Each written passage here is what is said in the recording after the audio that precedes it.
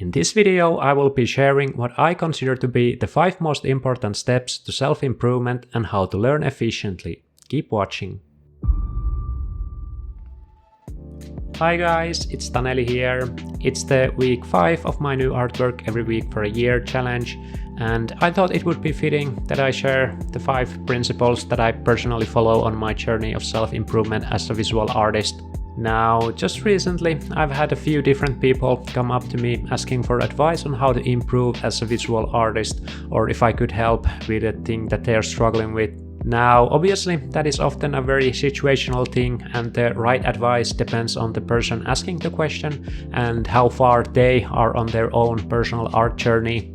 However, I believe that there are certain few steps and principles that anyone could start following, and it would make it easier for them to find the right direction themselves. Now, even though I am speaking from the point of view of a visual artist, rest assured if you are not a visual artist yourself, I believe these steps could practically be applied to anything you would like to learn. Now, before we get started, if you enjoy my content, please consider clicking the like button, leaving a comment down below and subscribing. It would help me a lot. Thank you. Now feel free to grab a cup of tea or something, sit back and enjoy.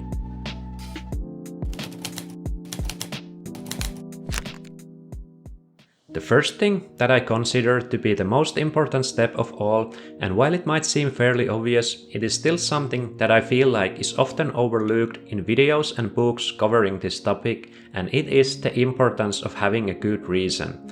Now, I can't overstate this enough when I say that the rest of the 4 things that I will be talking about in this video won't really matter all that much if you don't have a good enough reason to apply rest of these principles in practice. See, the thing is that most of us are extremely lazy by design, and we would much rather conserve all of our energy than to actually use it for something. So when it comes to self-improvement, it's always a trade-off between what is there for us to gain for the effort that we put into it. Now let's say you want to become an amazing visual artist. The first question you need to ask yourself is why. Why do you want to become an amazing visual artist? Are you really trying to achieve it for reasons that can keep you going and motivated even when you get stuck and things get really hard?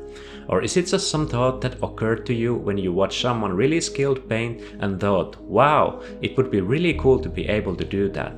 Now, there have been countless times in my life that I've seen someone do something really cool and thought, I want to be able to do that myself. Whether it's been playing an instrument, doing a magic trick, or even just shuffling a pen around, the motivation was often in the thought that this is cool and I could impress others by doing it. For example, when I was a teenager, I got really into playing guitar. Now, I actually really enjoyed doing it, and I still do, but one of the main and arguably rather shallow motivations for me, honestly, was that I thought it was a cool thing to do and I could impress others and gain approval if I could play the guitar really well. So pretty soon I noticed that if you just learned to play a couple songs really well, that was all you really needed to achieve this goal. So basically, at that point, I had reached my main goal when it comes to playing guitar, and the payoff for putting in more time and effort for me simply was not really there. So long story short, 15 years later, and although I've come to appreciate music way more through the years, I'm still a fairly mediocre guitarist who pretty much just still plays the same few songs over and over again. I just never had a long-term reason and plan to tell me why I should continue putting in more effort. Now, if we compare this rather simplified example to my visual art journey and how have I been able to get so much better at visual arts over the years, is that I've always really enjoyed doing it, even if I never showed my works to anyone else. These days I also have a clear long-term plan for what I want to achieve with this skill and why I should put in the effort to practice every day.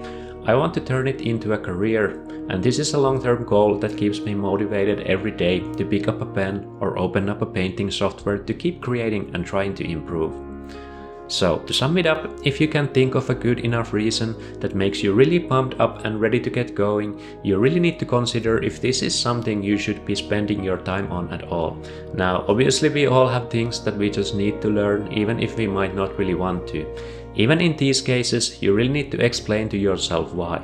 Like, maybe you have a particular class that you're not really enjoying, but you really want to graduate because of all the possibilities it opens up in the future.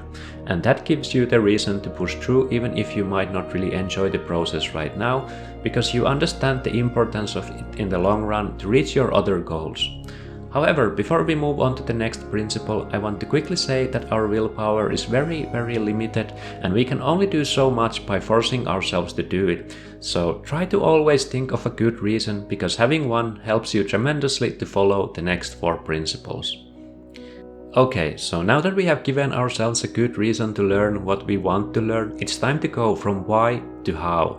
So that is the step number 2, and the obvious answer is to practice efficiently and to practice regularly. We all know that in order to learn or improve in anything, the one thing we really need to do is to practice. However, just telling someone to practice more and to practice harder isn't really all that helpful, because it doesn't answer to the 2 of the most crucial questions that arise: what we should practice and how we should practice.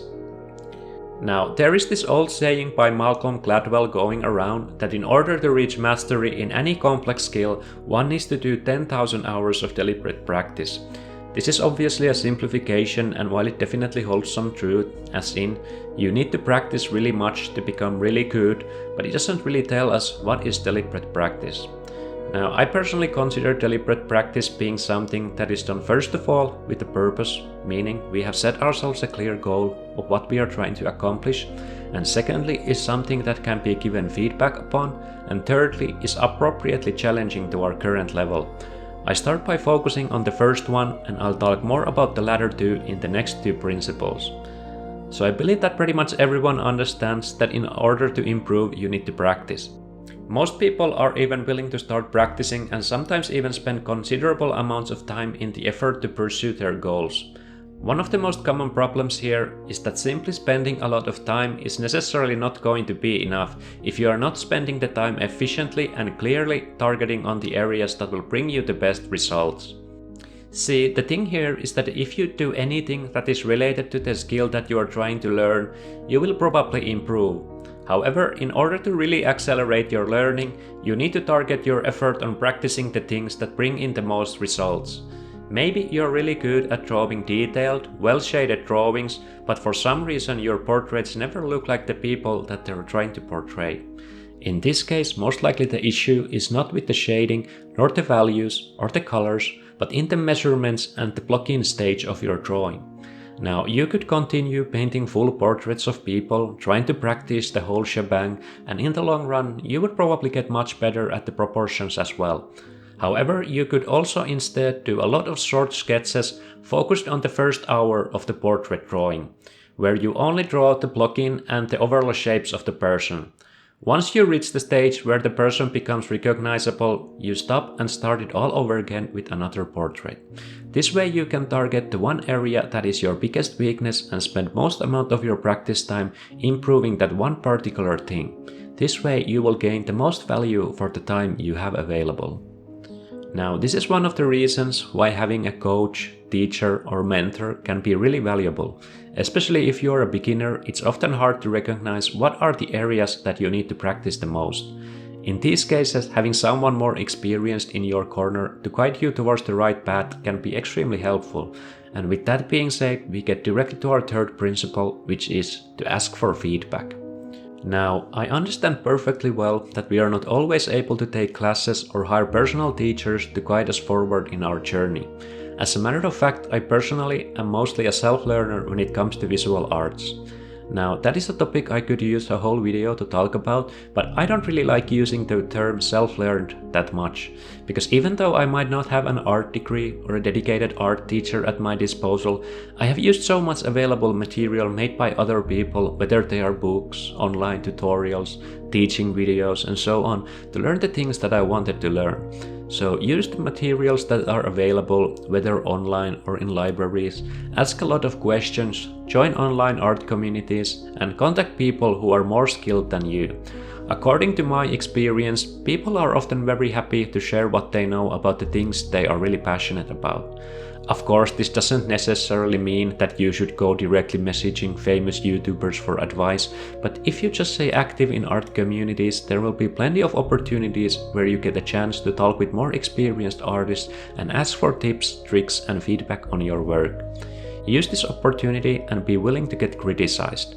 Now, this doesn't mean that you should allow yourself or your work to get bullied or be willing to take unwanted criticism from people you haven't asked it from. But take the action yourself and ask for feedback on your work.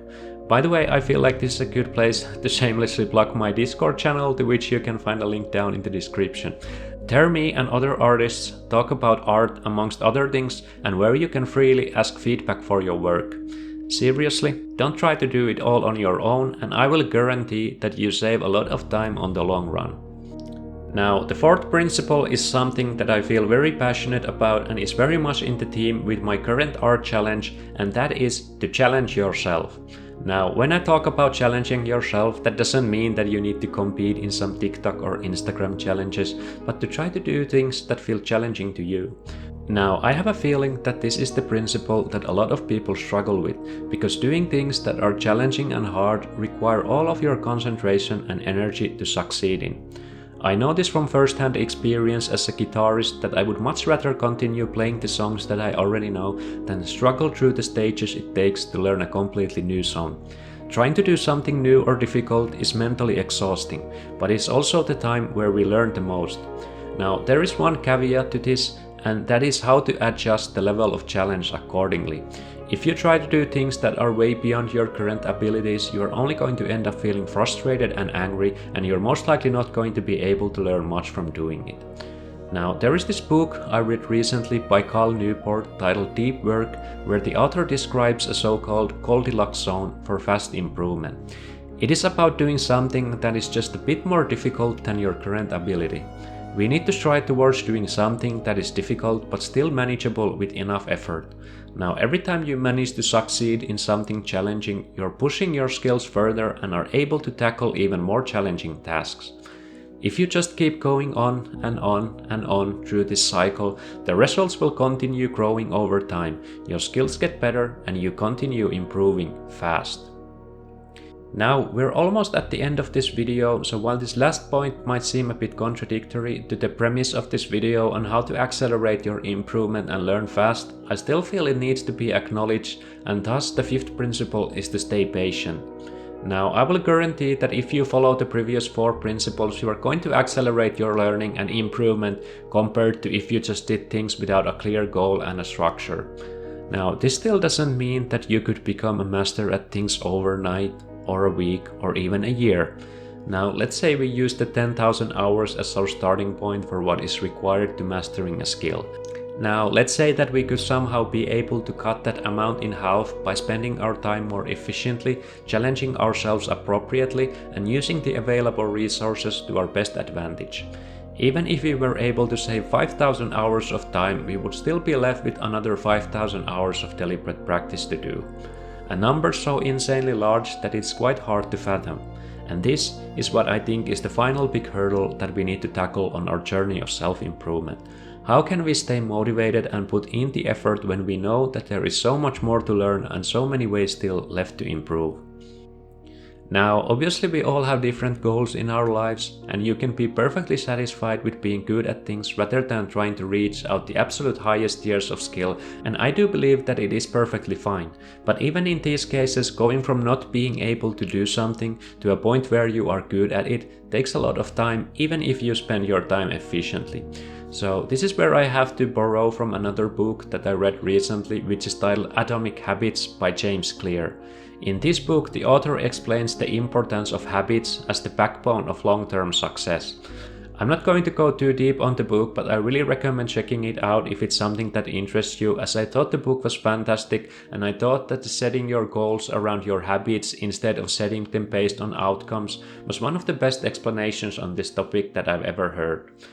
The only way for us to be able to take on big long-term goals and challenges is by cutting it down to small, bite-sized chunks that are easy to accomplish, and then make a habit out of it. For example, my long-term goal is to become as good visual artist and content creator that I possibly can. Now, how do I track my progress and decide whether I am on the right path? I could very easily fall into the trap of counting how many subscribers I have, how many views or likes do my videos or paintings get, or how many followers I gained last month. Now, obviously I can say that I would be completely oblivious to these things. Of course, I look and care about it, but it's not what I use to measure my progress towards my goal. Instead, every single day that I have done something that gets me closer to my goals is a successful day. So for example, I try to paint every day, I try to post a video every week, I try to challenge myself, I ask for feedback and think how could I improve the next time. As long as I continue doing this, I feel like I have set the course right and getting to my ultimate goal is just a matter of time and repetition. Instead of changing my long-term goals, I rather make small changes to my daily habits. This way I can keep things more manageable and more easily understandable for myself.